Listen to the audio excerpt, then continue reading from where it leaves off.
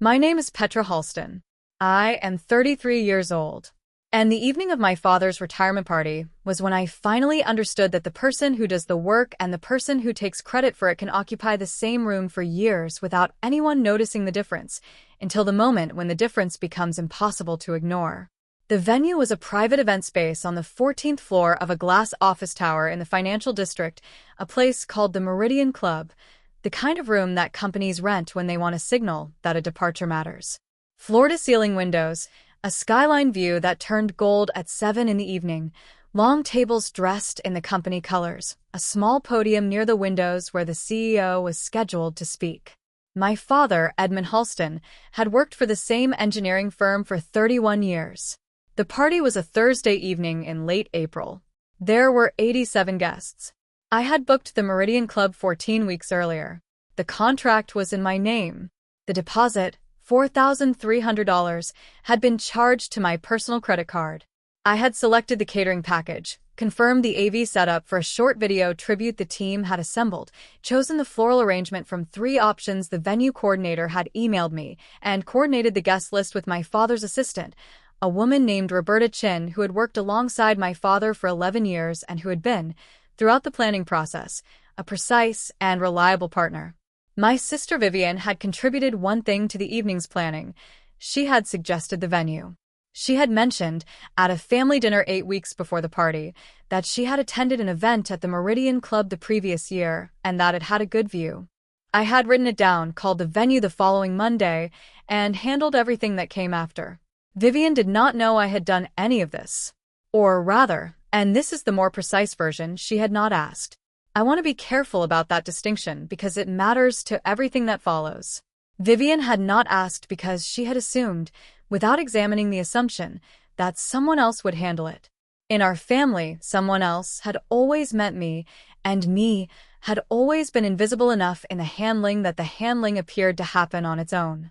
I found my seat at table 3, near the center of the room. I had assigned myself there during the planning process, not at the family table near the podium. That was where Vivian would sit, and my father and my mother who had flown in from Phoenix for the occasion. I had chosen table 3 because it put me close to the catering station door, which meant I could manage any last-minute coordination without crossing the room visibly. That was a habit of mine that I had not examined until recently, positioning myself for function rather than recognition. The event coordinator, a young man named Tomas Reyes, found me at 7:05 to confirm the AV timing. We spoke for 3 minutes near the catering station. He was calm and organized and had clearly run these events many times. I had worked with him on 2 calls during the planning process, and he knew what the evening was supposed to look like. The guests arrived between 6:30 and 7. My father came in at 6:50 with my mother and Vivian, and I watched him move through the room, shaking hands, accepting congratulations, stopping to speak with people he had worked alongside for decades. He looked, in the particular way a person looks when they are genuinely moved by being seen, like someone who had not expected to feel as much as he was feeling. He did not look for me in the room when he came in. I do not say that as an accusation. I say it because it was true, and because it was consistent with a pattern that had been in place for a long time. I will come back to that pattern. But first I need to tell you what Vivian did at 7:22. The CEO of my father's firm, a man named Douglas Waite, was scheduled to speak at 7:30. The toasts were going to run in order. Douglas first, then 2 senior colleagues, then Vivian as the family representative, then my father's own brief remarks. I had coordinated this order with Roberta Chin and with Douglas Waite's assistant during the planning process. Everyone had confirmed. At 7:22, while guests were still seated and servers were moving through the room with a first course, Vivian crossed to the venue's security desk near the entrance, a small station staffed by 2 guards from the building's security service, and said something to the guard on duty. I did not see her cross the room. I was watching Tomas Reyes position the podium microphone. What I saw, when I looked up, was both guards moving toward table 3 with a particular purposeful walk of people who have been given a task. The guard who reached me first was a man in his 40s, broad-shouldered, with a building security badge clipped to his jacket. He was professionally neutral. He said my name as a question, and I said yes, and he said that there had been a report that I was not on the guest list, and that I would need to come with him to verify. I looked at him for a moment. Then I reached into my bag and took out the printed invitation, the one I had designed, using the template the venue had provided, and sent to all 87 guests 6 weeks earlier, including myself. I handed it to him. "I'm happy to come with you," I said. "I'm not going to argue." He looked at the invitation. His colleague looked at it over his shoulder. Neither of them said anything for a moment, and in that moment the tables nearest us had gone quiet in the particular way that tables go quiet when something unexpected is happening nearby. Vivian was standing near the podium. I could see her from where I was. Her posture was straight, her expression composed, one hand resting on the back of a chair. She had the look of a person waiting for something to resolve in a particular direction. What she did not see was the woman who had been standing 3 feet behind the security desk since 6:45. Her name was Nadine Okafor. She was the HR director of my father's firm, 54 years old, 22 years with the company. She had been one of the first guests to arrive that evening, and she had spent a portion of the cocktail hour near the entrance speaking with colleagues. She had not moved far from that position when Vivian approached the security desk. Nadine Okafor had been on 2 planning calls with me during the 14 weeks of event coordination. She had reviewed the final guest list. She had countersigned the internal approval for the venue cost, a formality the firm required when a family member was handling external contracts on behalf of a retiring employee. She had my name on a document in her office and, more immediately relevant, in her memory. She stepped forward before the security guard had taken 2 steps in the direction of the door. "Excuse me," she said, to the guard, not to the room. Her voice was even and carried precisely as far as it needed to. "Before you go any further." The guard stopped. Nadine Okafor looked at him, and then at the invitation in his hand, and then, briefly, at me. Then she addressed the guard again. "This guest organized this event," she said. "Her name is on the venue contract as the primary contact and the cardholder of record for the deposit. She coordinated with my office throughout the planning process." She paused for exactly 1 beat. "I'd ask you to return her invitation and go back to your station." The guard looked at the invitation. He looked at Nadine. He handed the invitation back to me. Then Nadine Okafor turned, not dramatically, not slowly, but with the complete and unhurried movement of a person who has finished one task and is moving to the next, and walked back to the table where she had been seated. 87 people were in that room. Approximately 40 of them had a direct sight line to what had just happened. I know this because I had designed the table layout, and I knew exactly which tables faced the entrance. I put the invitation back in my bag. I sat down. I picked up my fork. I need to go back now, because what happened at 7:22 did not begin in that room. It began in a particular configuration of a family that had sorted itself, over 3 decades, into 2 positions, the one who appeared and the one who arranged for the appearing. My father's career at Halston Reeve Engineering, his surname is also the firm's founding name, a coincidence of history that requires some explaining, had been built on a version of our family's reputation for reliability. Edmund Halston was steady, methodical, detail-oriented. He delivered. These were the qualities that had made him valuable for 31 years, and they were also, I came to understand over time, the qualities I had inherited most directly. Vivian was 4 years older than me. She was the first grandchild on both sides, the first child, the one whose photographs filled the earliest albums and whose milestones had been the family's first experience of milestones. By the time I arrived, the template was set. Vivian was the visible one. I was the second one, which is its own category with its own particular features. I do not want to overstate this. Our childhood was not marked by deliberate cruelty. My parents were not people who consciously favored one child. What they were was people who had already calibrated their attention to the frequency of their first child, and who found that their second child, quieter, more internal, more comfortable doing things than announcing them, fit easily into a supporting role that nobody had formally assigned but everyone had tacitly accepted. Vivian had studied marketing. She had worked for several years at a communications firm, then moved into a consulting role, and was, by the time of my father's retirement party, running her own small practice with 4 clients. She was good at presentation. She was good at being the face of things. What she was less good at, and what had never been required of her, was the back-end work that made the face of things possible. I had studied architecture. I had spent 3 years at a firm after graduate school and then moved 6 years ago into project management for a commercial real estate developer, a role that was, in its essential structure, identical to what I had always done in the family. Assess what needs to happen, determine who needs to know what, create a system, execute it without announcing it, and make sure the result looks inevitable by the time anyone notices it. I had planned 11 family events in the previous 8 years. 3 birthday parties, my mother's 60th, my father's 62nd, my grandmother's 85th. 4 holiday gatherings at my parents' house in the years when my mother's hip made extended cooking difficult. 2 out-of-town trips coordinating travel and accommodation for a family group of between 7 and 14 people.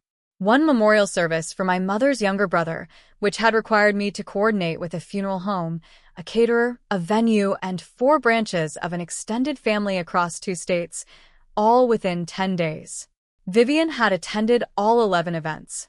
She had given toasts at 3 of them. She had been thanked, publicly, at 2. I had been thanked privately by my father in the car on the way home from my grandmother's 85th, when he said, "You did a good job with all of this." He was looking out the passenger window when he said it. I said thank you. We did not discuss it further. I had not planned my father's retirement party because I wanted recognition. I want to be precise about that because the story could be read that way, and I do not think that reading is accurate. I had planned it because it needed to be planned and because I was the person in the family who planned things, and because, and this is the part one had to sit with, I had not yet learned that invisibility chosen repeatedly becomes invisibility assumed permanently. The party was the first time the assumption had been tested in public, in front of 87 witnesses, by a system that had documentation. The planning process had begun 14 weeks out when my father mentioned, at a Sunday dinner, that the firm was intending to host a retirement event, and that someone from HR had reached out about coordinating family involvement. He mentioned it the way he mentioned most logistical things, generally, toward the table without directing it at anyone in particular. Vivian said it sounded lovely. She said the Meridian Club had a good view. I said I would make some calls. On Monday morning I called Roberta Chin at the firm. Roberta was organized, direct, and immediately helpful. She had been expecting someone from the family to reach out and had already pulled together a preliminary guest count, a budget range the firm was prepared to contribute toward venue costs, and a shortlist of 3 possible dates. We agreed on the date in the first call. I called the Meridian Club that afternoon. I spoke with Tomas Reyes, who walked me through the event packages and sent a contract by end of day. I signed the contract. I submitted it with my credit card for the deposit. I called Roberta back on Wednesday to confirm the catering parameters. I emailed Nadine Okafor's office on Thursday because the firm's internal protocol required a family contact to be on record with HR for liability purposes during company events. Nadine's assistant responded within 2 hours.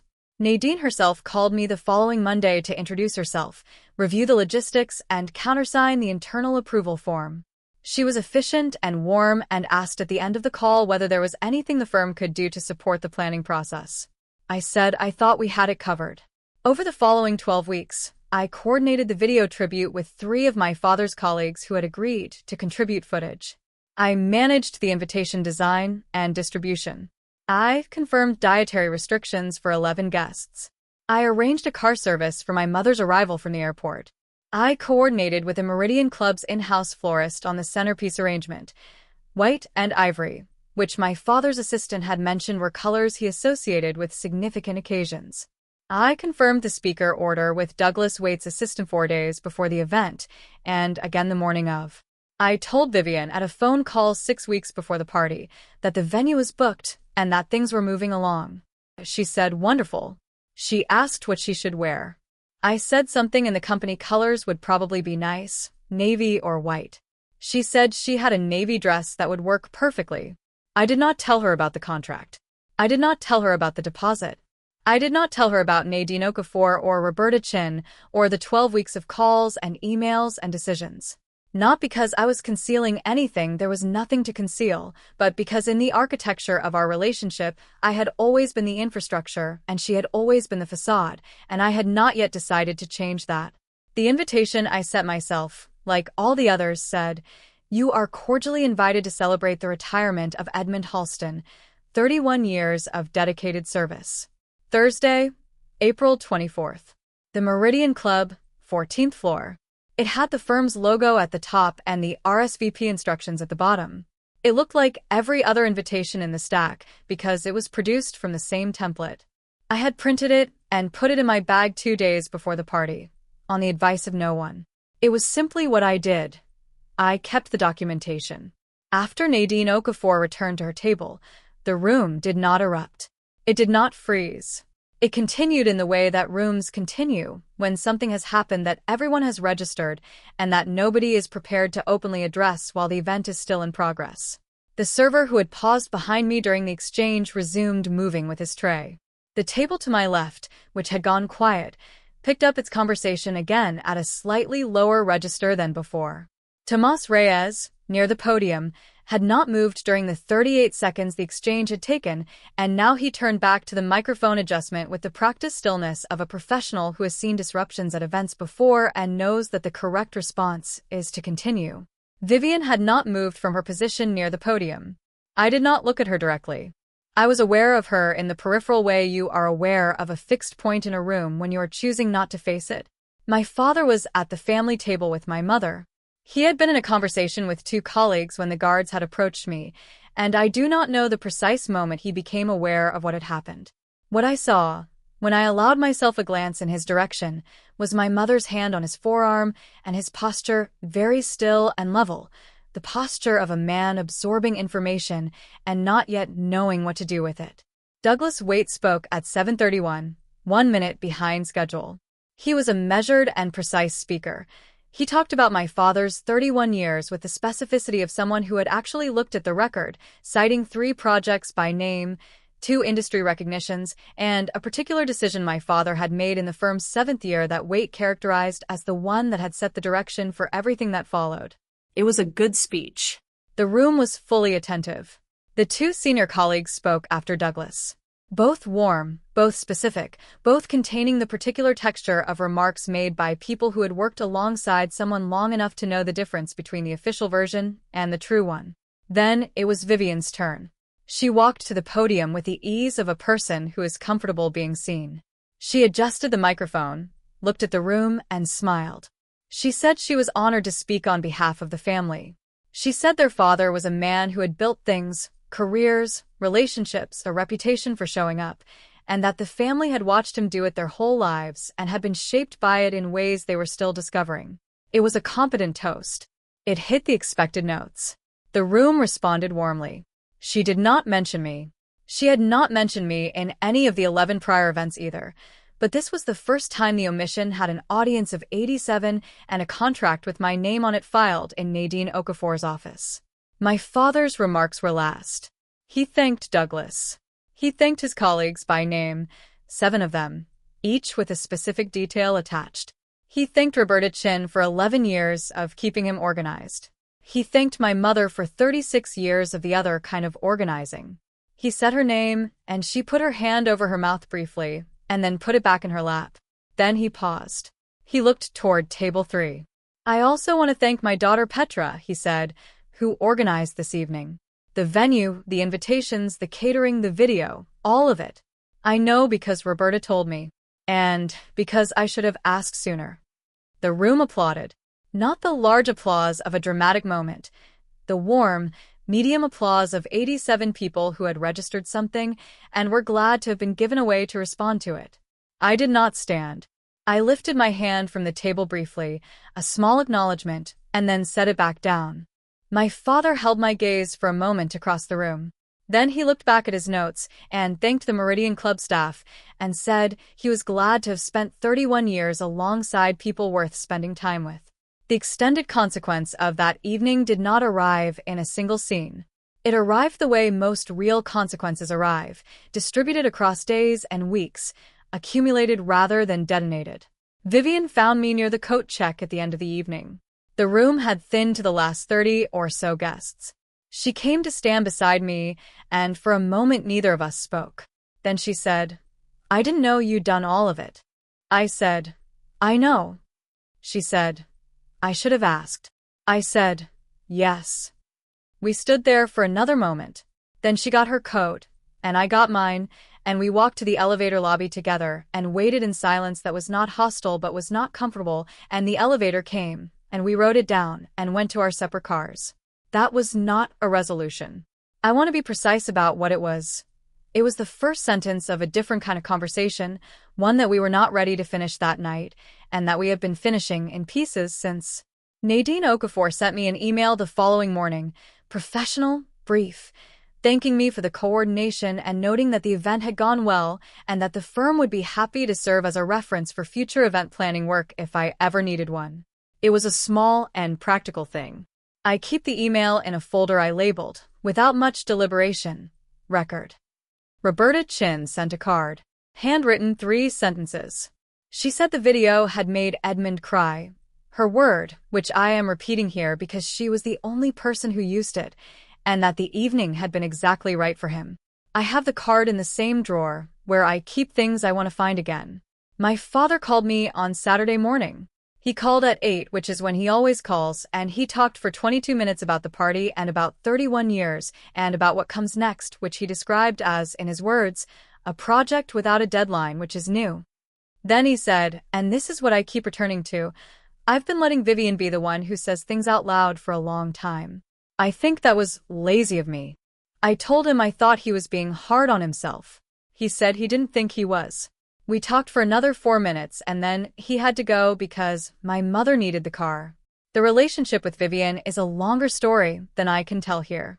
What I can tell you is that in the 8 months since the Meridian Club, we have had 4 conversations that were more honest than any we had in the preceding decade. Not easy, more honest.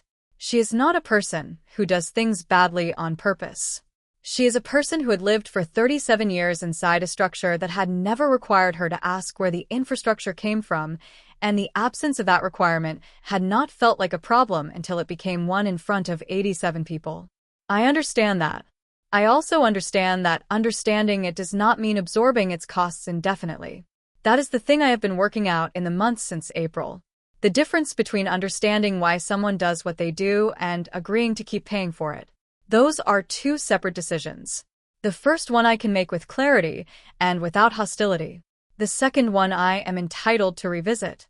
I still work in commercial real estate project management. I am currently coordinating the permitting process for a mixed-use development in a city I will not name for reasons related to client confidentiality. Suffice to say it involves 7 municipal agencies, a historic preservation review, and a timeline that is, in the technical language of the field, ambitious. I have been doing this kind of work for 6 years. I am not the person whose name appears on the building. I am the person whose work makes the building possible. I have been thinking about that distinction differently since April. My father is 3 months into what he calls the project without a deadline. He has been restoring a wooden sailboat in the garage, which is something he mentioned wanting to do for approximately 20 years and never had time for. He sends me photographs occasionally. The hull, the cleats, a piece of the deck planking he replaced last month. He captions them with the name of the wood type and the technique he used. I respond with questions because I am genuinely interested in the answers, which is a new thing between us that I am being careful with. Vivian and I had lunch in February. We split the bill. She told me about a new client. I told her about the permitting timeline. We talked for 2 hours and at the end she said she was glad we'd done it, and I said I was too. Both of those things were true. We have scheduled another lunch for next month. My mother, who is the family member perhaps least implicated in what happened at the Meridian Club and who had, throughout the planning process, simply assumed that things were being handled, called me 2 weeks after the party to say that she had found the invitation in her bag while unpacking and had looked at the return address and realized she had never asked who had sent it. She said, "It was you, wasn't it?" Not a question. I said yes. She said, "Of course it was." And then she talked about something else. That is the version of acknowledgement I have come to understand is hers, which is indirect and assumes the conclusion and moves on. I have decided to accept it as the thing it is rather than the thing I might prefer it to be, which is a form of maturity I do not claim to have mastered but am practicing. There is something specific I want to say before I close because I think it is the most useful thing I have taken from that evening, more useful than the story of Vivian or the security guard, or even Nadine Okafor. It is this. I had the invitation in my bag. Not because I knew what Vivian was going to do. I could not have predicted that. I had the invitation in my bag because I kept the documentation. It was a practice, not a plan. I had a contract in a folder at home and an email thread with the venue and a signed copy of the internal approval from Nadine's office and a printed invitation that I had put in my bag 2 days before the party for no reason more deliberate than the fact that I kept things I might need. The documentation did not protect me because I had anticipated needing it. It protected me because the habit of keeping it meant it was there when the moment arrived that required it to exist. That is a different lesson than I think the story might appear to teach. The lesson is not, anticipate betrayal and prepare accordingly. The lesson is, do your work with precision, keep your records, and trust that a correct account of events has staying power that an incorrect one does not. You do not need to announce the correct account. You need only to have it when the moment comes that requires it to be stated. Nadine Okafor did not need to search for the truth that evening. It was already in her memory and her files. She needed only to step forward and say it. That steadiness, the steadiness of a person who has the record and knows it, is something you can build deliberately, over time, without drama, without anticipation of any particular confrontation. You build it by doing what you say you will do and keeping evidence that you did it. That is what I learned from 33 years of being the one who arranged things. Not that the work doesn't matter. It does. Not that invisibility is inevitable. It isn't. But that the record of the work is yours to keep, and that a record kept with care will speak clearly when the moment arrives that needs it to speak. So let me ask you something before I go, and I want you to think about it. If you had been in that room on the 14th floor of the Meridian Club on a Thursday evening in April, one of the 87 guests who watched a security guard approach table 3 and then watched Nadine Okafor step forward from the entrance, what was the moment the room shifted for you?